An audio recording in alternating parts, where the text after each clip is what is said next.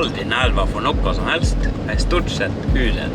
Men nå har jeg holdt på med det her i ukesvis og rigget og styrt og ordnet for å få klart. Og jeg har visst hele tiden at vogna er for stor, skiene er for små, og fjellet er for stort.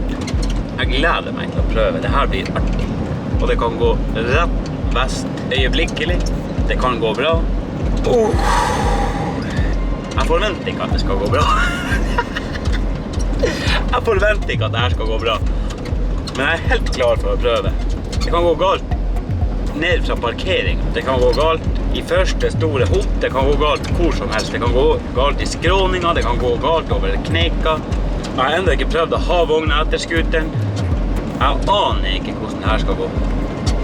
Men det blir en sann glede å prøve. Og hvis jeg skal gjette på hvordan det går, så kommer det til å ta mye mer tid enn jeg tror.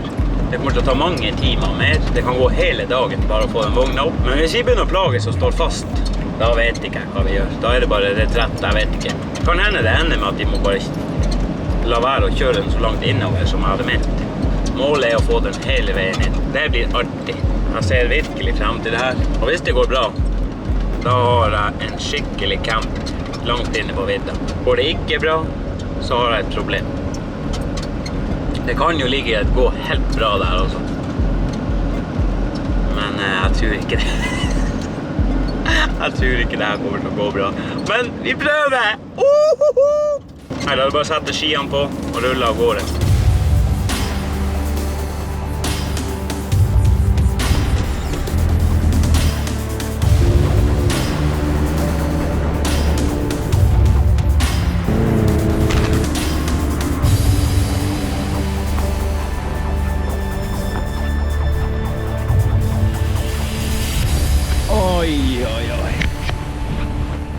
Den er stor, den vogna.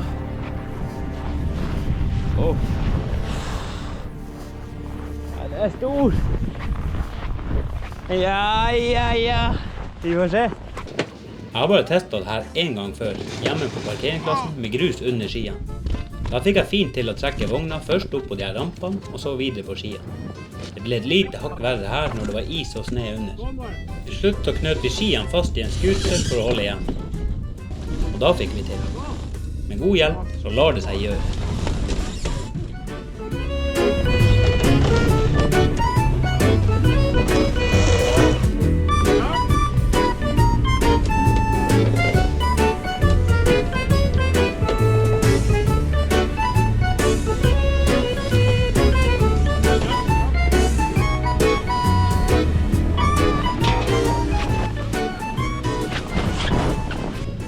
Jeg trodde ikke at den var så sikker. Hei. De er små. Kai Rune.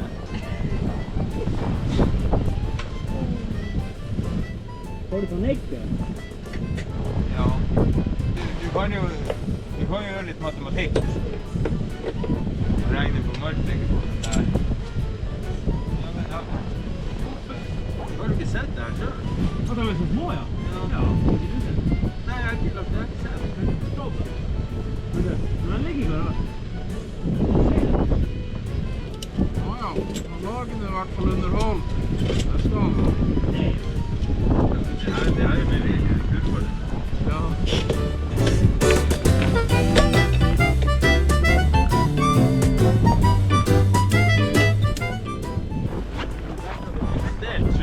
Ja, helt klart. Jeg mener, jeg kan ikke ta alt ansvar. 1700. Nei, den er 1600, men jeg går ut ifra til slutt. Med det som er av utstyr og alt, så er den sikkert 1700. Men jeg kjenner Bjørnstad at jeg nekter å ta helt alene skylda for det. Men altså, jeg tar hovedansvar. Nei, jeg sier du skulle ha hatt. Ja, jeg skulle ha hatt støttekontakt, ja.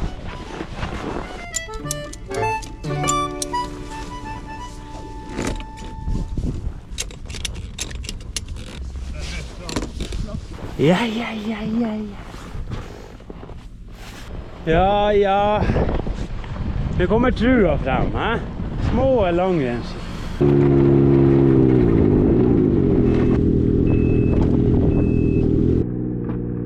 Nå står de på hver sin side av vogna og slår med slegga i skien for å få den til å løsne ifra sneen. Det er et gammelt triks fra vinteren.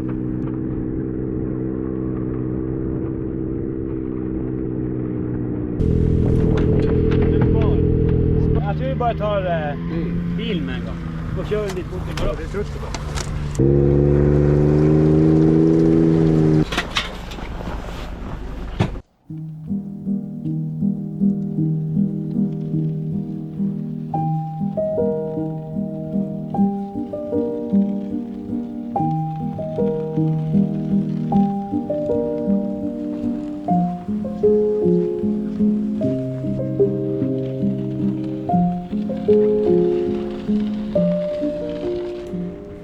Dette er altså første gang jeg får se skiene skli elegant bortover isen.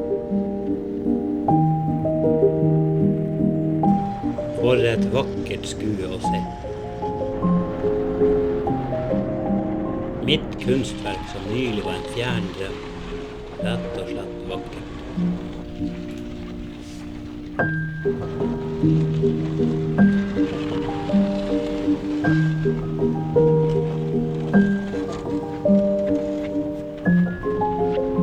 Foreløpig, men hvem som vet hva som er under her nå? Stopper det der. De er over kneika.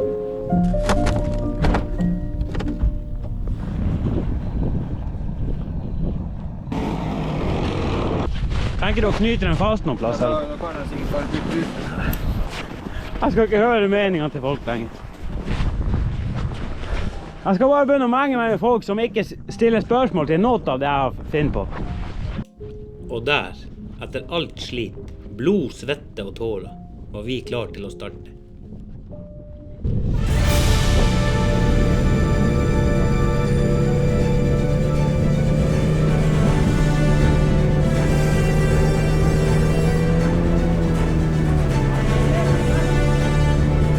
Og det kan gå rett vest øyeblikkelig.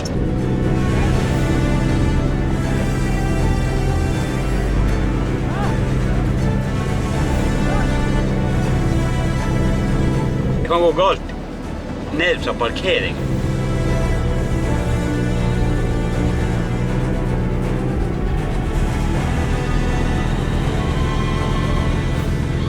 Det kan jo ligge gå helt bra der altså.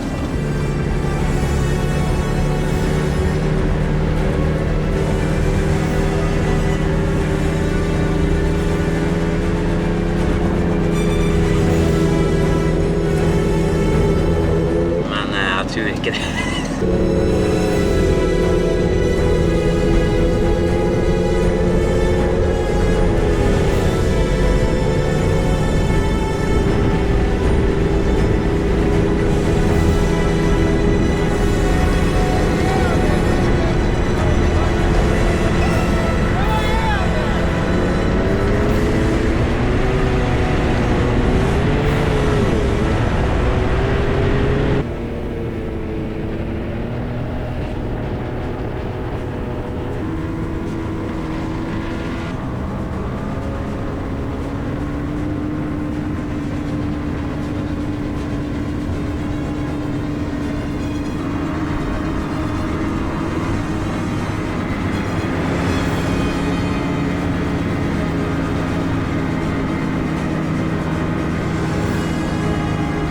20 minutter.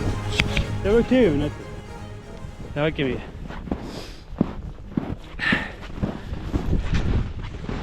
Ja. Se på det her. Bjørstad. All bekymring du har hatt var forgjeves. Altså, det er problemet jeg ser at jeg har ikke vekt. Jeg har ikke noen vekt på kroken.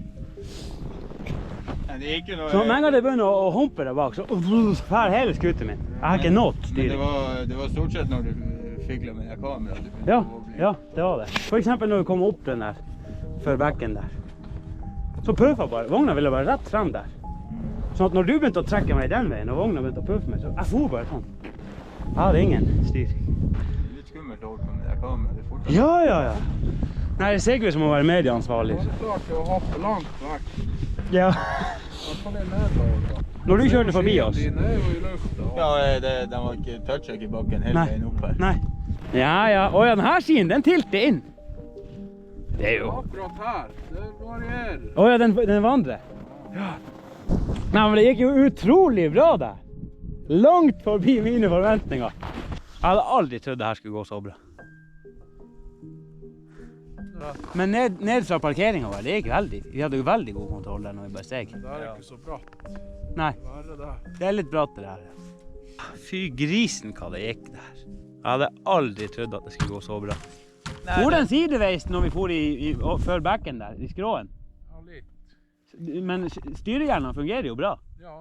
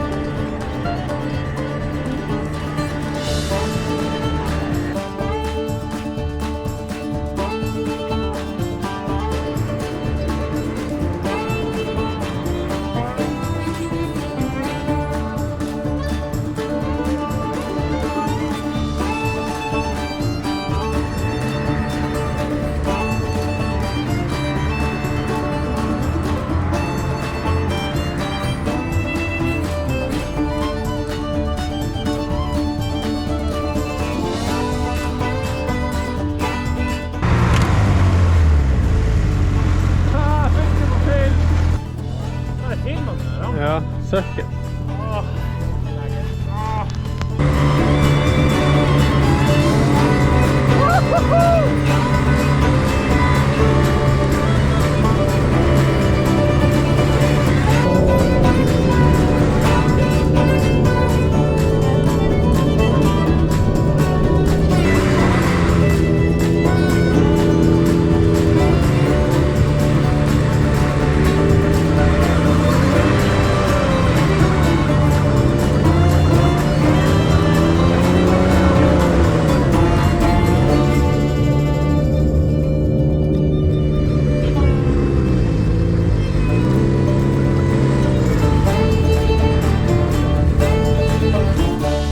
Ja, se der, ja.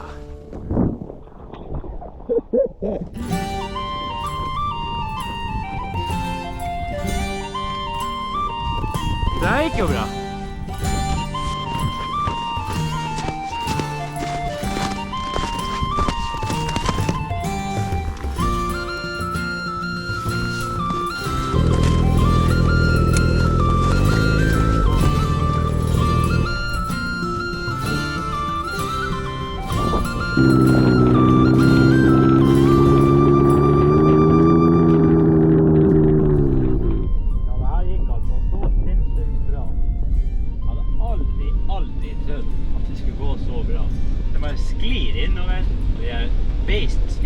Trekker den som ingenting. Skiene holdt sammen. Ja, det gikk langt over forventning. Jeg hadde trodd at vi skulle få minst ett problem. Altså, jeg forventet aldri at vi skulle komme oss problemfritt gjennom det der. Men det gjorde vi altså. Ja, bortsett fra at vi spinte oss fast helt på slutten. Men det var nå løs ned. Det var ikke et problem. Men det var godt føre. Gode skutere. Godt reparert på forhånd. Selv om det bare er preparert til løypa i går. Nei, det gikk langt over all forventning. Jeg hadde ikke trodd at det skulle gå så bra som det der. Så nå er det bare å kjøre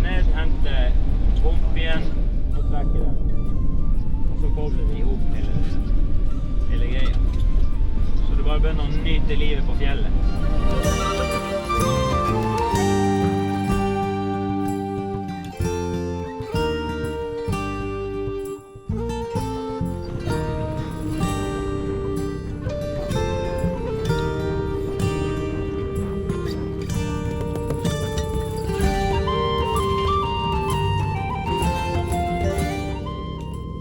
Da er det bare å montere draget på gumpien, så er det å bytte fra tilhengerfeste til vanlig slepekrok.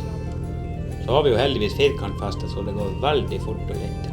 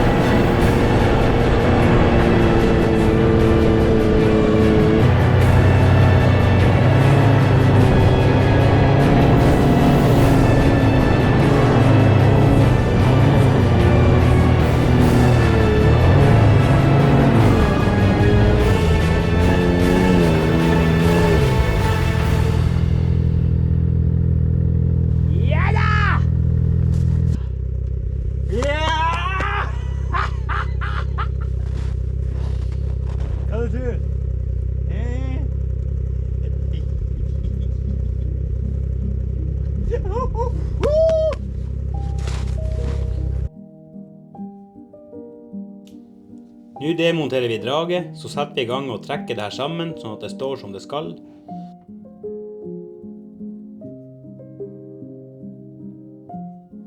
Da er det å jekke vognen til riktig høyde, at det står i vater og alt er bra. Så er det å plassere gumpien i riktig høyde og i vater, sånn at det er bra. Og sånn her ser det ut på utsida, den dagen hele galskapen blir trukket opp.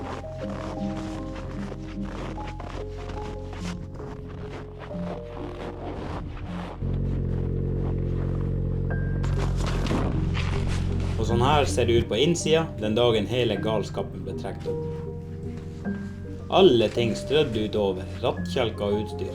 Alt man kunne tenke seg å bruke på fjellet. Her er en kjapp omvisning hvordan det her opplegget ser ut. Og da har vi det. Sånn er det å trekke en 720 campingvogn opp på fjellet. Da lurer du kanskje på, hva vi skal med alt det her? Jo, her skal du se. Sånn her ser viddelivet ut for oss som er vokst opp på vidda. Vi som har levd dette livet fra vi var små unger.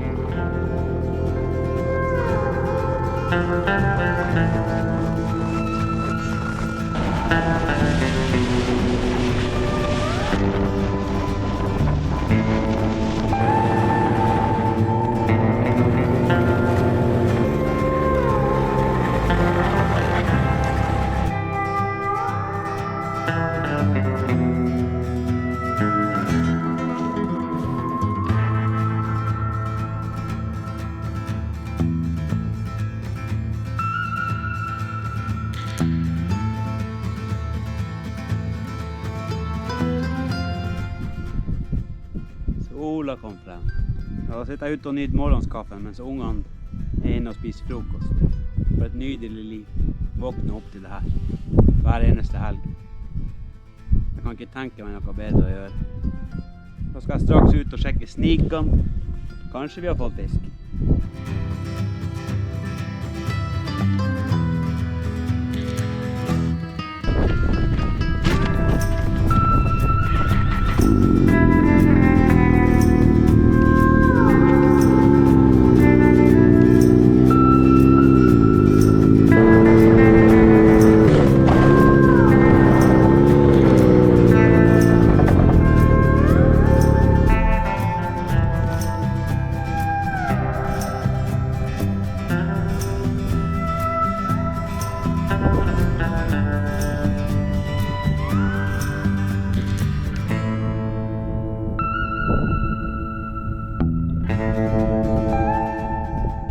Seks sniker, her er ingenting. Vi må nok fiske selv. Vi må nok jobbe for storøya, storørret.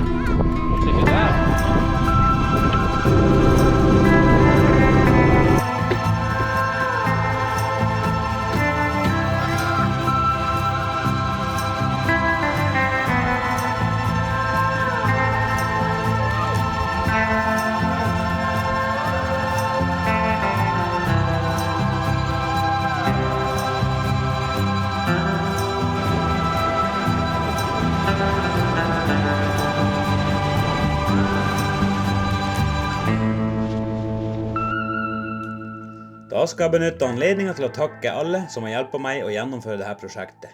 Takk til kona for tålmodigheten. Takk til alle som ikke trodde det her skulle gå. Jeg tiltrekkes av sånne her dumme ideer. Dette er akkurat idiotisk nok til å få meg gira. Du kan jo vurdere å følge meg, for dette er sikkert ikke den siste dårlige ideen jeg har.